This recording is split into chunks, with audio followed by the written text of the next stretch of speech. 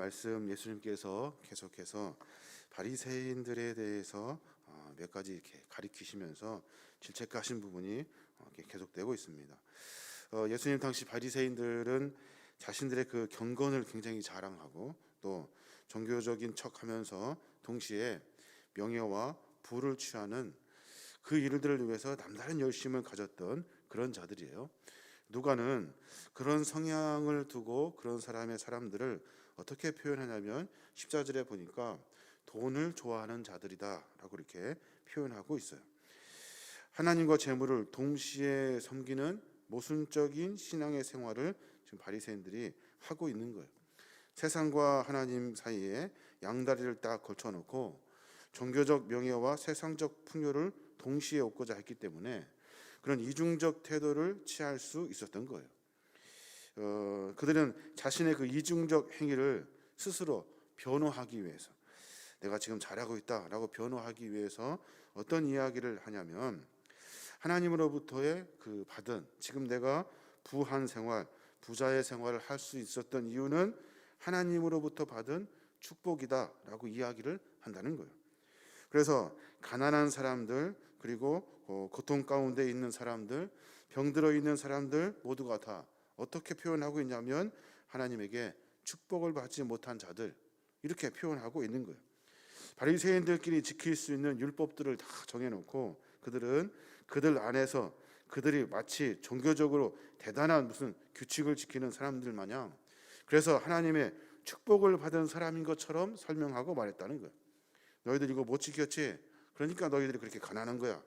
너희들 이거 안 했지? 그러니까 너희들 이렇게 맨날 병드는 거야. 라고 이렇게 설명해 주었다는 거예요. 그러니까 바리새인들은 자신들의 상황과 형편에 많은 것들이 오로지 하나님 말씀의 기준이 있는 것이 아니라 자기들에게 기준이 있었던 거예요. 사람들을 그래서 미워하고 질타하고 다른 사람들을 다 분리시켜 버려요. 하나님과의 관계 맺는 것을 완전히 다 끊어버리게 만드는 그런 바리새인들, 그런 의식을 가진 사람들, 돈을 좋아하는 자들이라고 지금 누가는 설명해주고 있는 거예요. 예수님께서 그 사람들에게 하신 말씀이 오늘의 본문의 이야기입니다. 뭐라고 하냐면 스스로 사람 앞에서 스스로 옳다 하는 자들은 하나님 앞에 미움을 받게 된대요. 15절 말씀이 있는데 그 말씀 보면 그렇게 말해요. 예수께서 이르시되 너희는 사람 앞에서 스스로 옳다 하는 자들이나 너희 마음을 하나님께서 아시나니 사람 중에 높임을 받는 그것은 하나님 앞에 미움을 받는 것이니라 라고 말씀하셔요. 무슨 말입니까? 너희들 사람 앞에 스스로 나 옳아, 나 잘하고 있어, 그러니까 내가 이렇게 축복받는 거야 라고 자랑하는 사람들, 그런 사람들 하나님이 그 마음을 보시고 미워하신대요. 그 마음을 보시고 분명히 미워하신대요. 그것은 자기들의 의지, 하나님으로부터 온 기준들이 아닌 거예요. 마치 부가 의로움인 양 설명하고 있는 거예요. 부는 모든 것들은 다 하나님으로부터 오지 않은 것이 없어요. 하나님으로부터 온 것이지 자기가 무엇을 해서 부가 생긴 것은 아니에요. 나 금식했다, 그래서 하나님이 나를 축복하실 거야. 나 기도 무슨 100일 했다, 이런 것 가지고 하나님은 축복하시지 않으셔요. 그 마음의 중심을 보고 계시는 거예요. 생활의 삶의 여정 가운데 우리가 잊지 말아야 될 것은 하나님을 잃어버리지 않는 거예요. 한순간도 하나님을 의식하며 생각하며 마음에 품며 사모하는 마음으로 살 때, 그때 하나님은 우리에게 은혜를 베풀어 주시는 거예요. 내가 무엇을 해서 하나님의 축복을 받는 것이 아니에요. 무엇을 할 수 있는 이유는 하나님의 은혜로 말미암아 내가 자발적으로 헌신할 수 있는 마음이 있을 때 그때 하는 거예요. 뭘 어떻게 해서 축복받는 것이 아니라고 설명해주고 있는 거예요. 경건하고 거룩한 생활을 하면서 이 땅에서 가난하게 살아가는 사람들 참 많습니다. 오늘 이 시대 가운데서도 많아요. 비록 많은 일들 가운데 잘 교회도 나오지도 못하고 어렵고 힘든 상황 가운데 헌금도 많이 못하고, 그렇지만 하나님을 훨씬 더 많이 사랑하는 사람들이 많아요. 하나님을 늘 사모하면서 사는 사람들이 훨씬 많다고요. 탐욕이 가득한 마음을 가지고 세상적인 부를 자기들의 거룩한 경건의 척도로 삼으려 했던 이 바리새인들을 주님께서 질책하고 계시는 거예요. 사랑하는 여러분, 진정 하나님은 사람의 외모를 보지 않으셔요. 그가 얼마큼 가졌는지, 명예가 얼마큼 되는지, 지위가 얼마큼인지 이런 것들은 하나님 전혀 관심 갖지 않으셔요. 외모와 신앙을 연관시키지 않는다고요. 오로지 하나님을 향한 그 믿음, 그 마음, 그 사모하는 마음을 하나님은 흠양하셔요. 세상에 뭘 하든지 상관없어요. 그 마음이 우리에게 있으면 되는 거예요. 근데 바리새인들은 내가 할 수 있는 그 의, 내가 할 수 있는 율법을 지키는 이런 것들을 사람들에게 자랑했다는 거예요. 야고보서 4장 10절에 보면 그런 말씀이 있어요. 주 앞에서 낮추라, 주께서 너희를 높이시리라 라는 말씀이 있어요. 주 앞에서 낮추라는 말은 무슨 말입니까? 마치 성전에서 세리가 하나님 앞에 기도합니다. 감히 부끄러워서 얼굴을 들을 수 없는 그 죄인의 모습으로 주 앞에 서요. 하나님, 나는 죄인입니다. 하나님, 나를 불쌍히 여겨 주십시오 라고 하는 그 마음. 하나님, 나 11조도 했고 금식도 했고 율법도 지켰습니다. 네, 저 세리보다는 훨씬 낫지 않습니까? 라고 말하는 그런 기도는 하나님이 듣지 않으시고 높이시지 않는다는 거예요. 하나님, 세상에 여러 어려운 일들 가운데 주님을 잘 섬기려고 했는데 내가 세상에 살다 보니 하나님, 주님을 섬기지 못한 것 같아요. 부끄럽습니다. 하나님, 부족합니다. 그런데 저는 주님을 사모합니다. 주님을 사랑합니다. 내가 주님께 죄인이어서 부끄럽지만 하나님, 나를 좀 불쌍히 여겨 주십시오.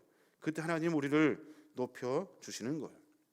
한 가지 더 생각해 볼 일은 바리새인들이 무엇이 잘못됐냐면 천국 복음이 율법을 지키지 못한 사람들, 그 사람들에게는 아예 상관이 없다라고 말했다는 거예요. 무슨 말이냐면 그 복음은 율법을 지키지 못한 사람이든 지킬 수 있던 사람이거든 모든 사람들에게 똑같이 제시되는 거예요. 그러니까 너희들 율법을 지키지 못했으니까 너희들은 천국에 갈 수 없어. 너희들은 안 되는 사람들이야 라고 이렇게 치부하지 않았다는 거예요. 하나님의 복음은 할례를 받았든지 안 받았든지, 내가 아브라함의 자손이든 아니든, 내가 믿음 안에 살면서 여러 가지 죄악 가운데 힘든 삶을 살고 고통 속에 있었어도 하나님의 복음은 누구에게나 똑같이 공평해지는 거예요. 예수님 하신 말씀 중에 그런 할례를 받고 절기를 지키고 종교적인 의무를 다 수행해서 천국을 차지할 수 있다는 사상은 어디까지 가능하냐면 세례 요한 때까지 가능하대요. 세례 요한 때까지. 그 뒤로는 어떻게 돼요? 그 뒤로는 주님이 오셔요. 예수님이 오셔서 메시아이신 그리스도가 이 땅에 오셔서 그 바리새인들이 지키려고 했던 그 율법을 파기하시고 새롭게 세워내시는 거예요. 그것이 뭐냐면 하나님 나라라는 거예요. 하나님 나라는 율법에 매여서 거기 안에서 어떤 인간의 틀 속에서 갇혀 있는 것이 아니라 누구에게나 공평하게, 누구에게나 하나님을 사모하는 마음들이 있으면 그 심령 가운데 천국이 그 안에 들어가게 되어 있는 거예요. 천국은 우리가 물론 갈망하고 소망해야 될 일이에요. 근데 천국이 우리 안에 깊이 들어온대요. 천국이 우리에게 깊이 침입한대요. 16절에 보니까 그런 말이잖아요. 율법과 선지자는 요한 때까지요, 그 후부터는 하나님 나라의 복음이 전파되어 사람마다 그리로 침입하느니라 라고 말씀하셔요. 하나님을 믿고 예수 그리스도 안에 있을 때 어떤 뭘 해가지고 내가 천국을 소유하는 것이 아니라 내 마음에 주님을 모실 때, 그때 주님은 내 마음 가운데 천국을 허락해 주시는 거예요. 이게 바로 율법인 거예요. 바리새인들은 자꾸 자기들끼리만 살아요. 자기들이 지킬 수 있는 것들만 가지고 그거 못 지킨 사람들은 다 떨어뜨려 버리고 아니라고 이렇게 이야기를 한다는 거예요. 율법은 인간의 완악함 때문에 여러 가지 잘못들을 이렇게 이야기하고 있어요. 한 예로 19절, 아내를 버리고 장가드는 사람, 장가드는 그 아내를 버려진 아내에게 또 장가드는 사람, 이런 사람들에서 이야기를 하고 있어요. 이 말이 무슨 말이냐면 율법에 아내를 버릴 수 있다고 나와요. 이혼 증서를 써 주어라. 어떻게 아내를 그렇게 함부로 할 수 있습니까? 사람을. 또 자기들이 가늠할 수 있는 어떤 장치를 만들려고 율법을 다 만들어요. 그것이 무슨 율법이냐? 분명히 하라. 아내를 버린 사람, 그 다른 데 장가드는 사람 모두가 다 간음이다. 버림당한 여자에게 장가른 자도 간음이다. 너희들이 그렇게 율법적으로 간음에 대해서 질책하고 있는데 너희들이 그 일을 하고 있다. 왜냐하면 율법이 그렇게 정해졌기 때문에 그래요. 인간의 생각에 편협한 생각 가지고, 그리고 자기들이 무슨 권리를 가진 것처럼 자기들끼리 하는 신앙과는 하나님 앞에 옳지 않다는 거예요. 우리가 믿어야 될 것은, 우리가 섬겨야 될 것은 분명히 하나님을 사모하는 마음이에요. 그 사모하는 마음, 그 일들로 하여금 하나님 우리에게 천국을 허락해 주시는 거예요. 신앙의 연륜이 쌓이면 사람들은 겸손해지는 사람이 있는 반면에 오히려 처음보다 더 교만해지고 편협한 마음을 가진 사람이 있어요. 지금 바리새인들이 지금 그런 상태에 있는 거예요. 여러 연륜도 있고 신앙도 있어요. 그러면 그럴수록 더 섬기고 더 낮아지고 그리스도의 성품을 가지고 살아야 되는데, 우리가 이렇게 해왔다라든지 아니면 이렇게 해야 된다라든지 어떤 규칙과 규율을 가지고 하나님 나라의 것을 자기의 나라로 만들어 버린다는 거예요. 그것은 옳지 않다라고 이야기하고 있는 거예요. 주위를 둘러봐라. 가난한 이들, 연약한 사람들, 수도 없이 너희들이 이렇게 금을 딱 그어놓고 너희들은 안 된다고 했던 모든 사람들에게 공평하게 하나님의 복음은, 천국의 메시지는 열려 있다는 거예요. 그러니까 모두가 다 하나님 나라 안에 거할 수 있도록 해야 된다라고 주님은 말씀해주고 계시는 거예요. 그 뒤에 나와 있는 비유가 뭐예요? 부자와 나사로의 비유예요. 이 이야기 속에 여러 가지 이야기가 있지만 부자와 나사로의 이 비유는 예수님께서 말씀하셨던 그 앞에 비유들과 연결되어 있어요. 하나님을 제일 잘 믿는다고 자랑하면서 정작 하나님께는 관심이 없는 사람들, 그래서 가난하고 소외된 자들을 멸시하는 사람들, 동시에 하나님보다 재물을 더 깊은 열정을 가지고 섬기는 바리새인들의 이 모순적인 신앙의 형태를 고발해주고 있는 거예요. 쉽게 말해서 배만 채우는 세상의 부자들, 자기들 기준 안에 살려고 하는 사람들을 엄격히 경고하고 계시는 거예요. 오늘 말씀해 보니까 부자가 있었대요. 늘 자색옷과 고운 베옷을 입고 호화로운 잔치를 즐기면서 살았대요. 그저 쾌락을 위해서 세상을 살아요. 내 안에 호주머니 더 많은 것들을 집어넣기 위해서 막 살아요. 그러면 천국이 기약되지 않는다는 거예요. 천국이, 오늘 말씀의 비유는 너가 그렇게 많은 것을 소유하기 전에 너의 것을 나눌 수 있는 거룩한 그 분배의 정신을 가져야 된다고 이야기해주고 있는 거예요. 사랑하는 우리의 삶 여정 가운데, 많은 일들 가운데 우리는 분명 하나님이 우리에게 허락해 주신 많은 재물도 있고 재능도 있고 달란트도 있고 우리가 해야 될 일들도 있어요. 그 일 모두가 다 하나님을 섬기고 이웃을 섬기는데 사용할 수 있어야 하는 거예요. 그것이 바로 신앙의 모습이라는 거예요. 사랑하는 우리는 분명히 이 땅에 살면서 쾌락을 중심으로 사는 것이 아니라, 그러면 천국을 수확할 수 없어요. 기약할 수 없어요. 내 욕심대로만 살면 오늘 지금 부자처럼 천국의 기약을 만날 수가 없어요. 천국에 갔더니 나사로, 거지 같은 나사로가 완전히 하나님 안에서 함께 아브라함과 함께 천국에 거하게 되는 이야기가 그 속에 들어 있어요. 우리는 삶 가운데 분명히 하나님의 것을, 우리에게 맡겨주신 것을 나눌 수 있어야 하는 거예요. 천국을 그래서 소망할 때, 그때 하나님 안에, 우리 안에 소망이 생기게 되는 거예요. 사랑하는 여러분, 우리의 삶의 모습을 한번 점검해 봤으면 좋겠습니다. 나사로라는 이름의 뜻이 뭐냐면 하나님은 나의 도움이시다라는 뜻이에요. 히브리식으로 말하면 엘리에셀이라고 하는데 하나님이 도우시는 사람이라는 뜻이래요. 하나님이 도우시는 사람이 누굴까요? 하나님이 도우시는 사람이, 오늘 우리가 누가복음에 보면 그런 이야기가 있어요. 누가복음에 보면 하나님의 도우시는 사람, 가난한 자는 복이 있나니 하나님의 나라가 너희 것이미요. 또 줄인 자가 복이 있나니 배부를 것이미요. 우는 자가 복이 있나니 너희가 웃을 것이요. 사람들이 너희를 미워하고 욕하고 너의 이름이 악하다 하며 욕할 때 복이 있다 하시니라. 화 있을진저 너희 부요한 자여, 너희는 너희의 위로를 이미 받았느니라 라고 말씀하셔요. 우리의 관심이 어디에 있어야 합니까? 세상의 쾌락에 있어서 나를 더 내 것으로 만들려고 하는 것에 혈연이 된 것이 아니라 우리는 늘 다른 이들을 돌볼 수 있어야 하는 신앙의 성숙을 가져야 하는 겁니다. 어려운 일인 것 같아요. 하지만 분명히 주님은 말씀하세요. 부자와 나사로의 비유처럼 나사로는 가난하지만 아무것도 없지만 병들었지만 늘 하나님을 사모하면서 살았어요.